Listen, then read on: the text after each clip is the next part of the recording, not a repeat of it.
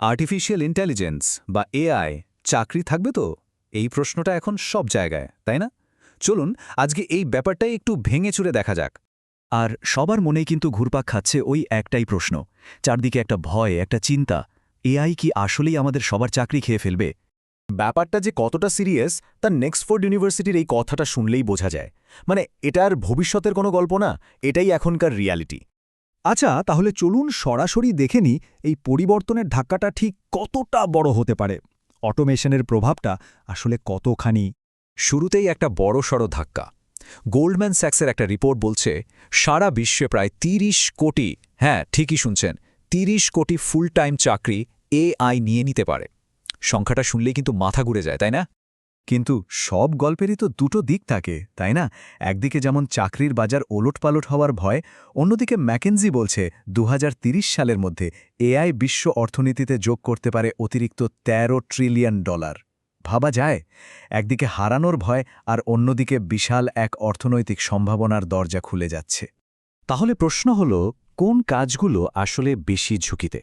দেখুন, যে কাজগুলো একঘেয়ে বারবার একই রকম করতে হয়, যেমন ধরুন ডেটা এন্ট্রি বা সাধারণ কাস্টমার সার্ভিস, এগুলো অটোমেশনের আওতায় চলে আসবে। কিন্তু যেখানে মানুষের মন, আবেগ, সৃজনশীলতার দরকার, যেমন একজন কাউন্সিলর, একজন আইনজীবী বা একজন শিল্পী, সেখানে মানুষের ছোঁয়ার কোনো বিকল্প নেই। এখন এইসব শুনে মনে হতেই পারে যে সর্বনাশ, এমনটা তো আগে কখনো হয়নি। কিন্তু আসলেই কি তাই? চলুন তো একটু ইতিহাসের পাতা উল্টানো যাক। দেখবেন এই ভয়টা কিন্তু একদমই নতুন কিছু না। দেখুন, নতুন প্রযুক্তি নিয়ে ভয় পাওয়াটা মানুষের একটা পুরনো অভ্যাস। শিল্প বিপ্লবের সময় স্টিম ইঞ্জিন আসলো, তখনও মানুষ ভয় পেয়েছিল। তারপর যখন কম্পিউটার এলো, তখনও একই ভয়। আর এখন এআই। প্রতিবারই প্রযুক্তি আমাদের জন্য নতুন দরজা খুলে দিয়েছে, আর প্রতিবারই তার সাথে এসেছে এই একই রকম চিন্তা। ইতিহাসে এর একটা দারুণ উদাহরণ আছে, লুডাইটদের গল্প। ১৯ শতকের শুরুর দিকে ইংল্যান্ডের এই শ্রমিকরা নতুন তাঁতকল দেখেই ভয় পেয়েছিল। তারা ভেবেছিল এই মেশিনগুলো তাদের রুটি-রুজি কেড়ে নেবে, তাই তারা মেশিনগুলোই ভেঙে ফেলেছিল। আজকের এআই নিয়ে আমাদের যে ভয়, আর তাদের সেই ভয়ের মধ্যে একটা অদ্ভুত মিল আছে, তাই না? কিন্তু ইতিহাস আমাদের একটা বড় শিক্ষা দেয়, আর সেটা হলো, হ্যাঁ, কিছু পুরনো কাজ হারিয়ে যায়, এটা সত্যি। কিন্তু তার বদলে অনেক অনেক নতুন ধরনের কাজের সুযোগ তৈরি হয়। ভাবুন তো, এই নতুন প্রযুক্তি চালানোর জন্য, নতুন সিস্টেম বানানোর জন্য, এমনকি এআইকে ঠিক পথে ব্যবহারের জন্য তো নতুন নতুন বিশেষজ্ঞ লাগবে। তার মানে কাজ শেষ হয়ে যাচ্ছে না, কাজের ধরনটা শুধু বদলে যাচ্ছে। তাহলে প্রশ্ন হল, এমন কি আছে যা এআই সহজে কেড়ে নিতে পারবে না? উত্তরটা হল আমাদের মানবিক গুণগুলো।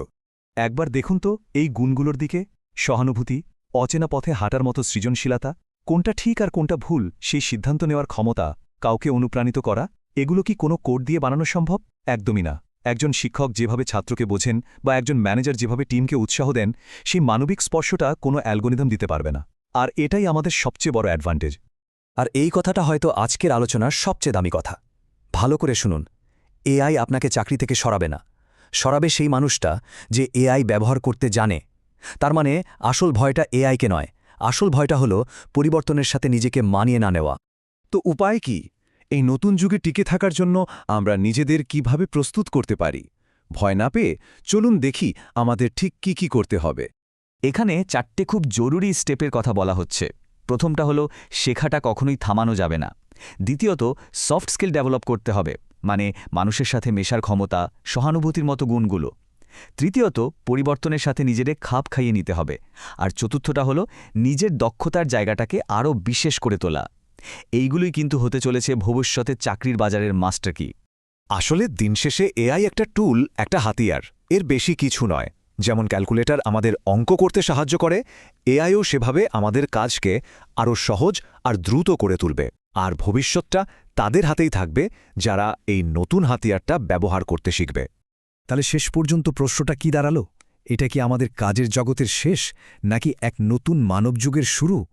আমরা কি সব হারাতে বসেছি, নাকি মানুষের সৃজনশীলতার এক নতুন অধ্যায়ের সূচনা হতে চলেছে?